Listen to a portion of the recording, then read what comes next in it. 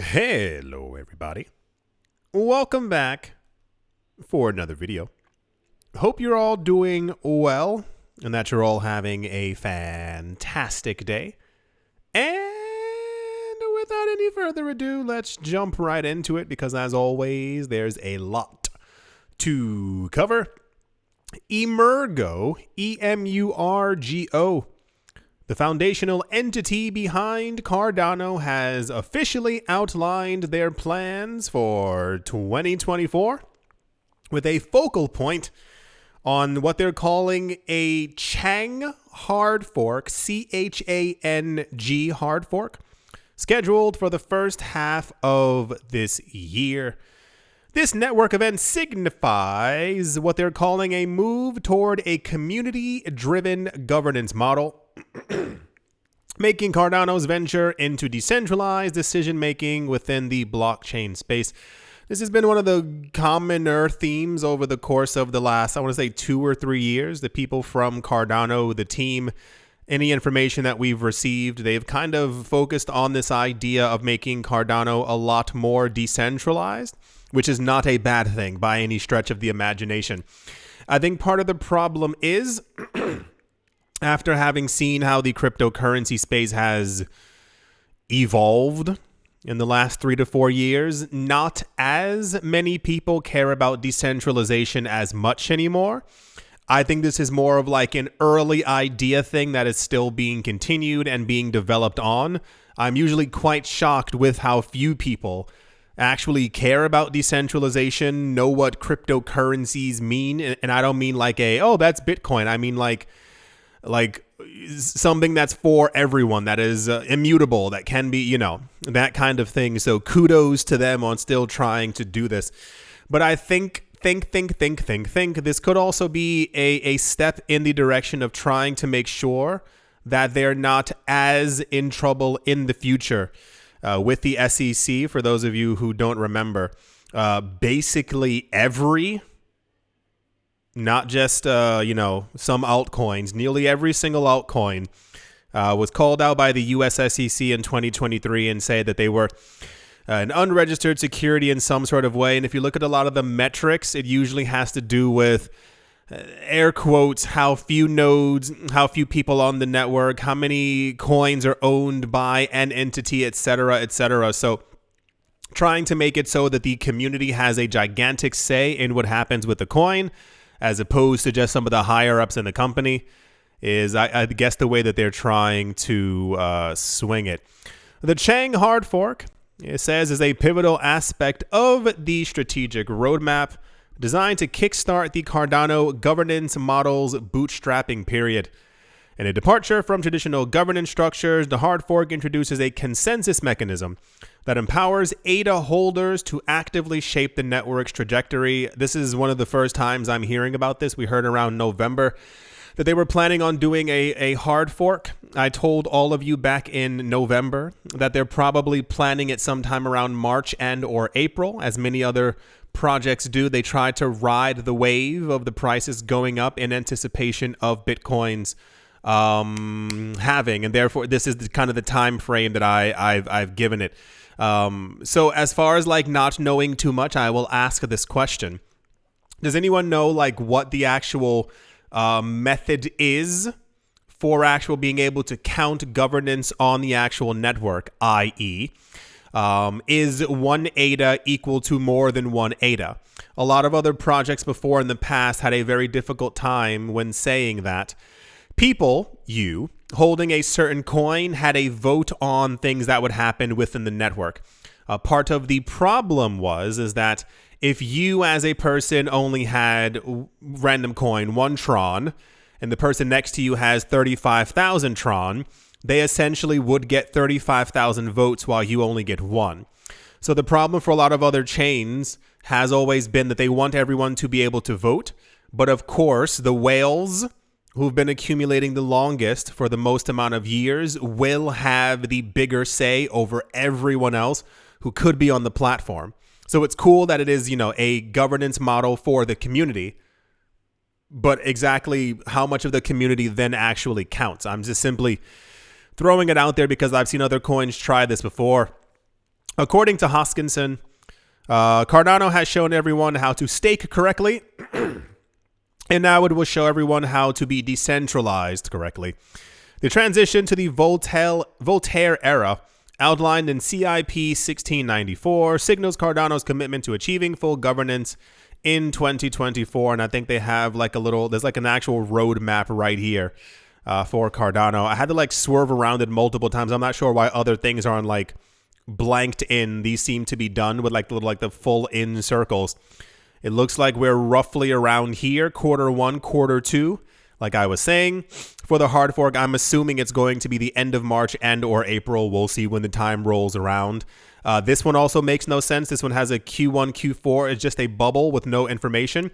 And if you see the information, I assume that that's what this one's for, because this one corresponds to this information over here as well. It says consultation period for the Constitution is happening as well over the course of this year. Then the Constitution Global Workshop Series is going to be happening. And then around summer to the end of the year, they're going to be bootstrapping it. And then Q4 of this year is the Constitutional Convention. Okay. And then at the end of the year, they're going to be voting on the Constitution. So as far as I can tell, the year for Cardano is going to be mainly around this hard fork. Someone writing up a constitution, people looking at the Constitution, there being a constitutional convention, and then voting on the Constitution. So, cool. Let's see where the project goes. Let's see what ends up happening as the year ends up moseying on. That's the Cardano news as we have it right now. And yeah, let's move on. Also in the news that was like newsy, Palau, P-A-L-A-U, the country that we heard about before who was going to be using the XRP ledger for their central bank digital currency. Apparently, despite minor challenges, the feedback from the pilot conducted on Ripple's central bank digital currency platform has apparently been positive. During the program's first phase, the Ministry of Finance reported high satisfaction in Palau's Ripple-based central bank digital currency pilot. Around 31% of survey participants expressed satisfaction with the experience, while around 36% also said that it was excellent. So I assume the other 20-something or so percent maybe didn't have the most spectacular time. Who knows? The pilot program imposed various restrictions involving only 168 volunteers from June to September, and permitted up to $20,000 worth of digital currency to enter circulation. I assume that's for loss or lack of loss of money, just to kind of test out the system. Volunteers were restricted from acquiring additional digital currency. Non-selected users were unable to obtain the stablecoin, and only participating local retailers had the privilege to redeem the stablecoin for US dollars. Palau's Ministry of Finance issued the corresponding tokens on the XRP ledger and secured those funds by collateralizing them with US dollar deposits held in a US FDIC bank. And talks about the results, outlining the subsequent steps in the project. The initiative set the stage for adoption. Cool. So the news as it stands right now was that we heard before that there were multiple countries who are testing the XRP ledger for their central bank digital currencies. Palau was like number 8 or 9 that we heard from. They kind of like plopped into the news at some point. Apparently, they found it to be okay.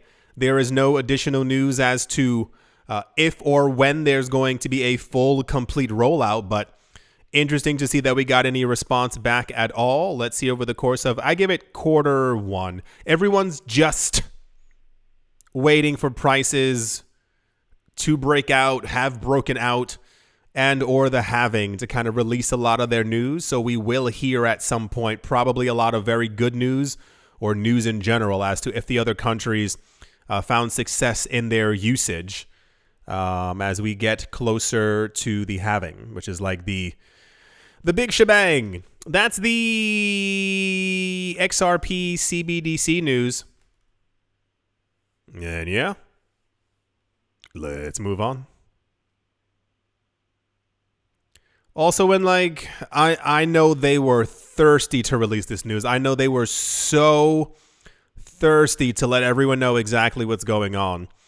Although the rate of growth has slowed after the initial launch, Coinbase's incubated initiative known as the Bas Network is apparently showing consistent progress. At the time of publishing, Layer 2 beat statistics show that Base's total value locked. You are going to be hearing a lot about this. I do not know why so many things in the news are about TVL, and it's a little insane at this point. The idea of total value locked, there are different metrics that people use to gauge the value of things within the cryptocurrency space. One is users. Two is how much money is actively flowing through a chain at any given point. How much money is moving through Bitcoin on a daily basis. The third metric is total value locked. How much money is locked into that chain?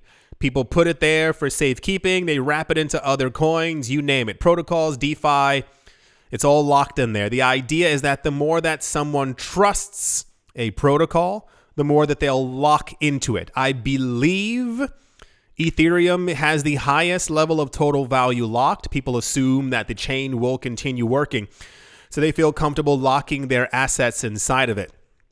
And apparently, the TVL, the total value locked for Base from Coinbase, is now close to $734 million, up 4.63% from the previous week. I will say, in instances like this, and especially from Coinbase, the idea of them creating their own chain isn't because they're like, guys, we want to be more decentralized. It's kind of the exact opposite.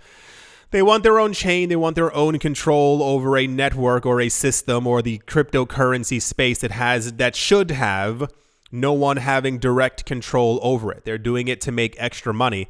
And you also gauge the interest from other companies as to if they would actually use something like this.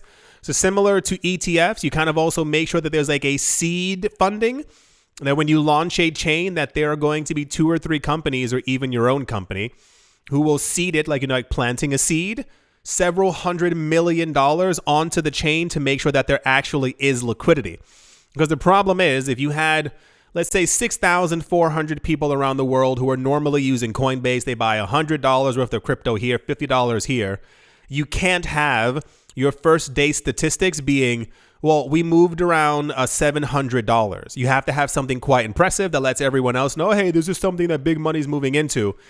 When a lot of what Coinbase does is not only very similar to Binance because they have continuously copied them, but it's very like institutional level like. They make sure that they do things in a grandiose scheme to make it seem as if there's more interest in their products than there actually is. That's, for those of you who didn't know, that's actually how a lot of Coinbase works. From 592 million that was locked and reported at the end of November, Base's total value lock, a measure representing the total amount held inside the network, has grown since its formal debut in August of 2023.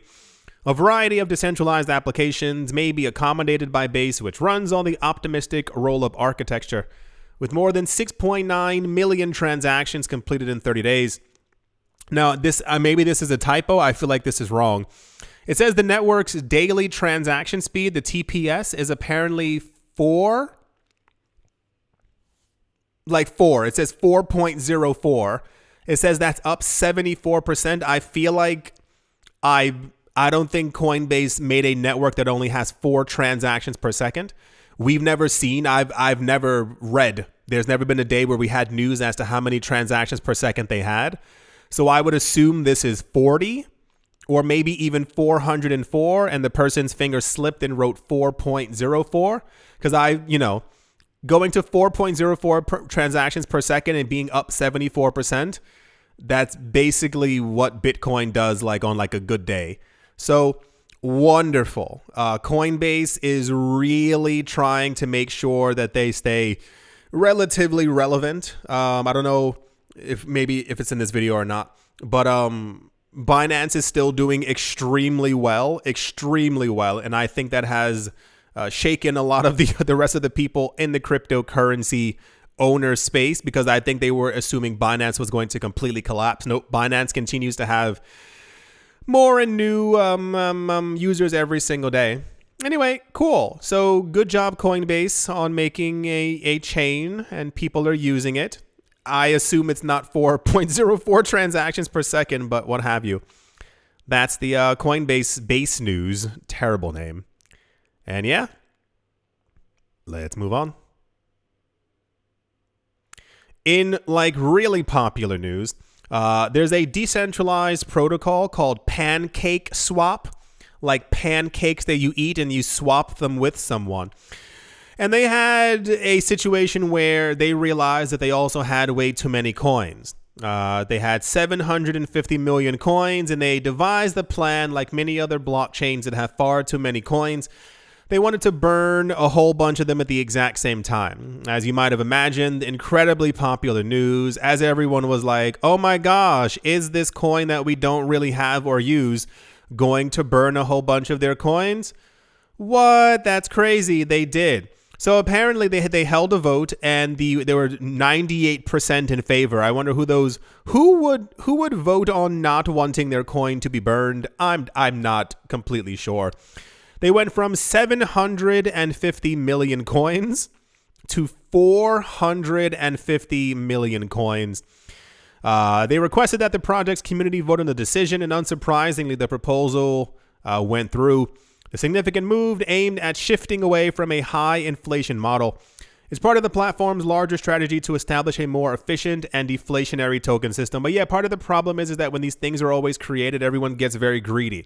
This is why there's so many other projects that have all these other coins. I never, ever, ever, ever understood why, when these projects are created, why people just simply didn't mimic somewhere around the numbers of Bitcoin. I.e., why not have a project that has 25 million coins in total, or maybe 100 million? This is what Ethereum got. Ethereum got flack for this a number of years ago, because the Ethereum team, Vitalik Buterin, basically said one day that they would kind of let the coin inflate forever. What he was talking about is that new coins would be created, but as long as we actually have the burning mechanism, it would also be completely fine, because it would level itself out and Ethereum would become deflationary. People went insane. When Ethereum, I think, first got to 119 million coins, people lost it. There's so many coins out there. And then Dogecoin came around and was talking about billions of coins, and you got XRP, and then you got Cardano. So similar to what a lot of other protocols have been doing the last half year, will continue to do into the future, and what people have been asking Cardano to do, like literally the Cardano Foundation, what the Stellar Lumens people did, what people were rumored to have talked about 4 weeks ago about Ripple burning their coins. For those of you who missed that, people were like, why doesn't Ripple burn a whole bunch of their coins so they can raise the price? And people were like, why don't you burn your own coins? You think that Ripple's going to burn the coins that they have just to make it better for you? Like, can you imagine them having, I think they have 44 billion coins locked in escrow. Can you imagine them burning all of them, having zero? And then, like, that's not how business works. That's not how any of this actually is going to take place. So I haven't said the word PancakeSwap, sushi swap. There was another like animal swap as well that was also in the market. They've burned 300 million of their coins. Maybe there shouldn't have been so much in the first place. And to have a more efficient and deflationary system, maybe just bake in deflation into your thing and don't have as many coins, because it just doesn't make a lot of sense. That's the PancakeSwap people wanted to vote. 98% voted. They burned, or will be burning. Has it happened? Has it happened? Has it? I have no idea. Will be burning 300 million coins. I wonder where those coins came from. And yeah, let's move on. Also, in like lightly confusing news, you'll see why, especially if you've been reading the news. The president of Turkey has apparently appointed a new professor. Her name is Fatma Özkul, an expert in cryptocurrency and blockchain technology, to be the central bank's rate setting committee. So, backing it up a little bit, for those of you who don't know, Turkey's economy is terrible, like really, really bad. Part of the problem is, at least from what we've gotten from the news, is that the people setting the interest rates don't know what they're doing. This is, once again, the news that we've gotten from the news. And last we heard, the Turkish inflation rate was around 40%. So you know how like everyone was losing their minds over like 4% and 17 and 11%? Theirs is 40. The second part is when this new professor was appointed to be the cryptocurrency blockchain person at the central bank's rate setting committee, this was touted as relatively positive news because people were like, oh, okay, they have a cryptocurrency expert, a genius who is going to teach everyone else exactly what's going on. The people who get appointed to these things in government are typically appointed by the people who are going to have their economic beliefs and their policies backed up. So as a president, you don't put someone in office or in an office who is going to go against you or who is going to vote against your economic policies that you've had for quite some time. The other part is that this is more than likely, similarly, probably going to be another Gary Gensler kind of situation. In that, for those of you who were not here, currently in the present, Gary Gensler is basically like a hobgoblin monster who is doing everything he can at many points over the course of the last couple of years to try and destroy the cryptocurrency space. The problem is that around good old 2018 and 19, he was actually quite popular in the space, because he was a professor at MIT, I believe it was MIT, in the United States, and he was a cryptocurrency blockchain expert. And he used to stand on stage, like in the university room, and talk about exactly how amazing Bitcoin was, how amazing cryptocurrencies are, and how it's going to change the world. And then all of a sudden, all of that completely disappeared and flipped. According to a recent report from Bloomberg, the nomination of Özkul was announced at the end of December. Since 2012, Özkul has been a lecturer at Istanbul's Marmara University with a focus on accounting, finance, and auditing. Her expertise extends to blockchain technology and digital assets, and she even authored a book on cryptocurrencies and accounting, in 2022, as stated in her university profile. Özkul is now the latest addition to Turkey's Central Bank Monetary Policy Committee, whose primary responsibility is to set the benchmark interest rate to control inflation. Yeah. So, there's other information down here. It says on the 21st of December, the committee raised the country's interest rate by 2 point. Yeah, there we go. Their interest rate is now 42 there we go. The interest rate for the country is 42.5%, and their inflation rate was 61% in November. So I try to be as realistic as possible when a lot of these things end up happening, in that a lot of people sometimes get a little bit too hyped. I've watched documentaries before. If you get a chance, do the exact same. The cryptocurrency community and market in Turkey are out of this world. It was like an hour-long documentary. I'll see if I can find it. I'm sure you can find something. It's relatively recent. It was something with like Vitalik Buterin and people from Turkey who were talking about like the growth of the market. Like, it's huge there. Cryptocurrency is gigantic. I would like to believe that the nomination of this person into the financial space within the actual country's committee, I was trying to find the exact words. I would like to be optimistic about it, but we've seen before in the past, a lot of times it does not work out in our favor. However, maybe it's something good, and maybe I'm just being a little bit too pessimistic because, you know, the last 8 years have been kind of rough when it comes to countries and how they feel about cryptocurrencies. Cool. Very popular news. Turkey now has what's her title? She's on the interest rate setting committee. I don't think they're going to be lowering it anytime soon, but who knows how the world will turn out. That's the Turkey news. And yeah, Let's move on. You know what? Sure, why not? You do whatever you feel needs to be done about what you're doing. IOTA is once again in the news. Apparently, they're gearing up for an upgrade or something like that. IOTA's network Shimmer EVM has unveiled plans to incorporate Layer 0 cross-chain messaging technology, enabling users to engage and transact seamlessly across multiple networks. This news is relatively similar to a lot of news that we used to get a number of years ago, where a lot of cryptocurrency projects really were striving to be interoperable amongst themselves. They could all share coins and share information and share chains at the drop of a dime, a drop of a hat, something dropped.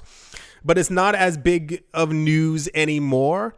If I'm not mistaken, I keep having Stellar Lumens in my head for some reason. I don't know if it was them, but there were two other cryptocurrency projects who mentioned something very similar to this. The idea is, for those of you who don't know, it says Shimmer EVM, this Ethereum virtual machine. Every coin over the last couple of years that was released and claimed that they were going to be the new Ethereum has more or less bent the knee for Ethereum, and they realized that they have to integrate with Ethereum and not vice versa. I'm pretty sure it was Cardano. I think Cardano also has an EVM. The idea is that if people choose to do so, they would be able to use IOTA's network and or information from IOTA and move it to and from the Ethereum network and swap assets and stuff like that.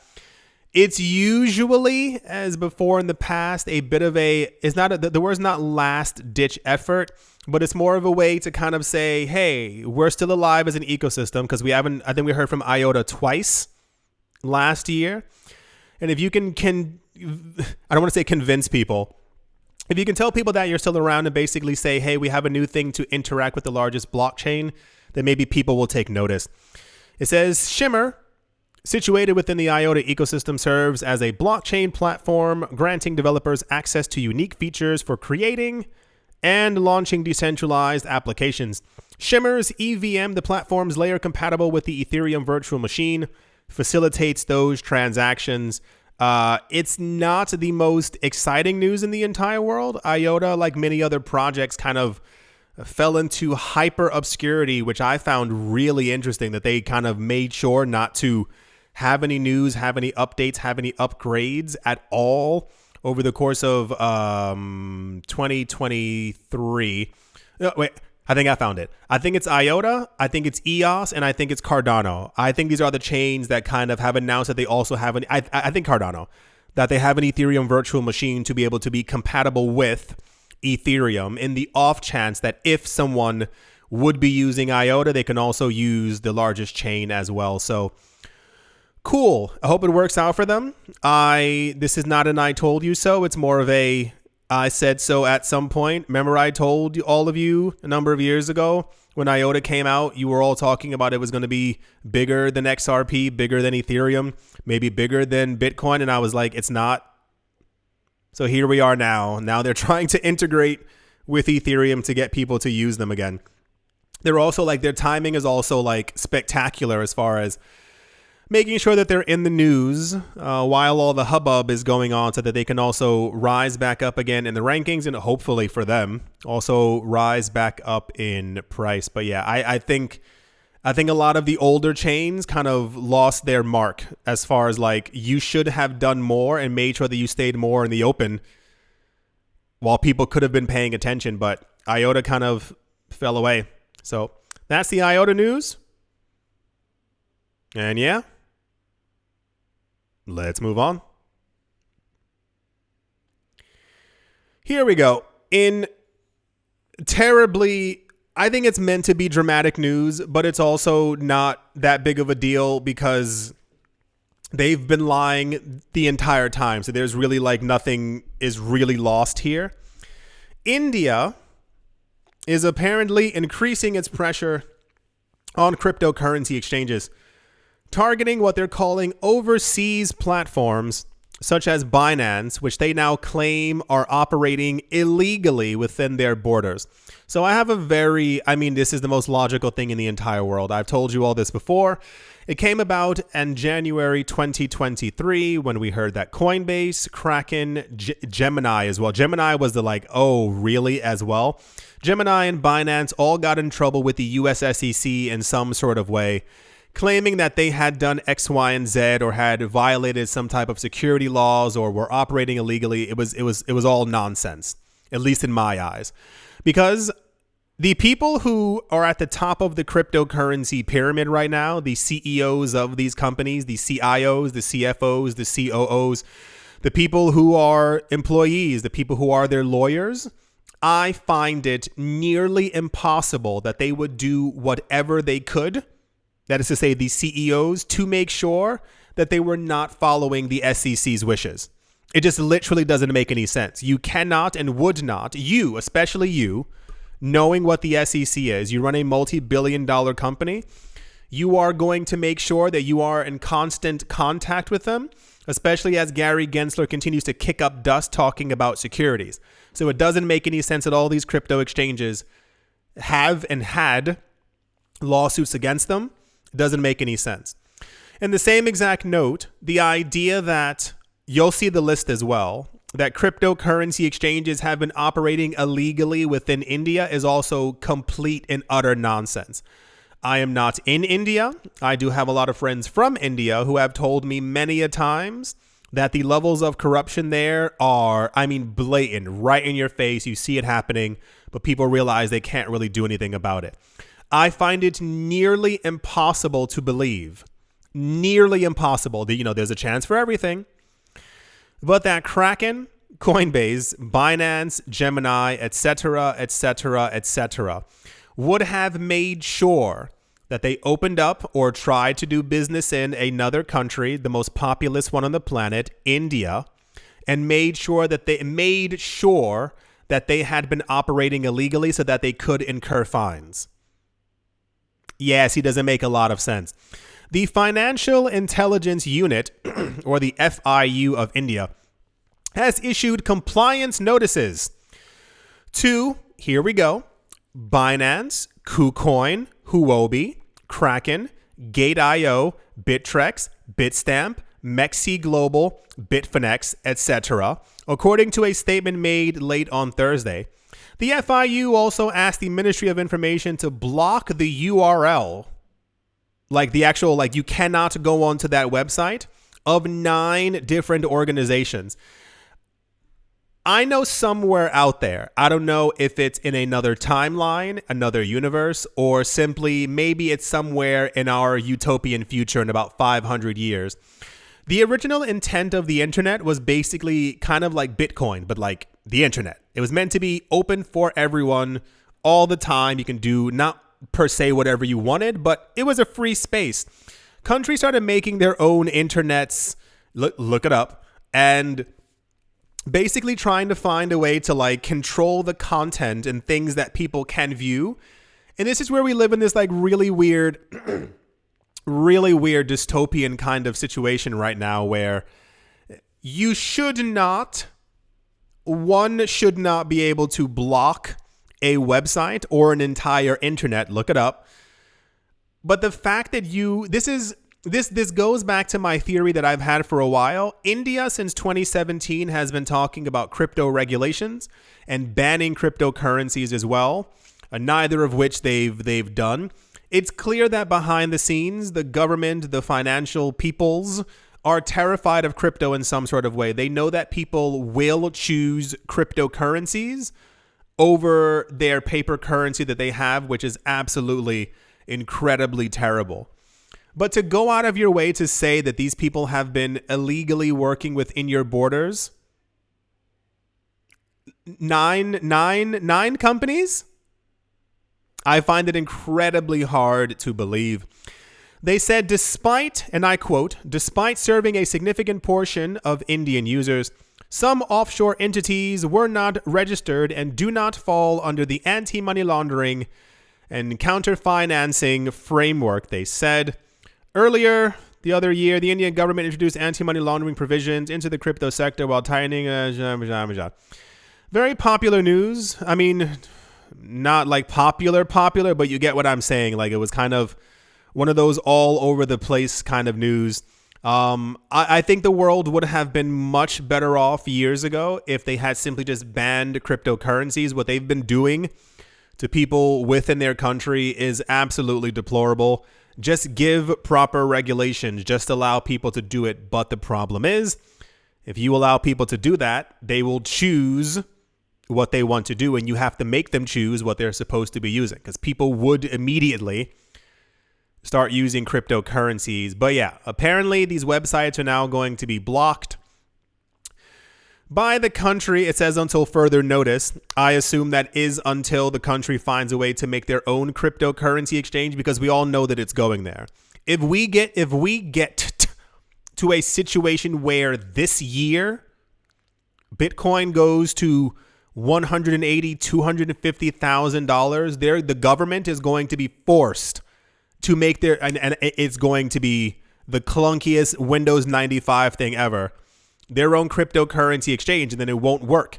People are going to get really upset. They're going to find other ways to get their cryptocurrencies, and this is just the way that it's always kind of been moving. But yeah, India is once again rearing its head into the cryptocurrency news. It is a shame, because the crypto market would do absolutely great with an additional 1.5 billion people, but the people from the finance ministry in India know that, and they can't have that, because imagine, anyway, that's a whole nother topic, but the point is, there are places on this planet where many people survive on not a lot of money per day.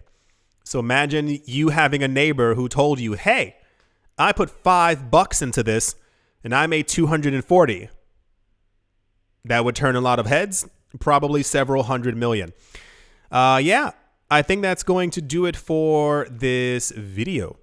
I do hope that you all are having a great day, great morning, great afternoon, a great evening, wherever you are, wherever the heck you might be. I do hope it is absolutely fantastic. Thank you all once again for watching, listening, liking, commenting, and or supporting. And I will most certainly be talking to you all soon. See you.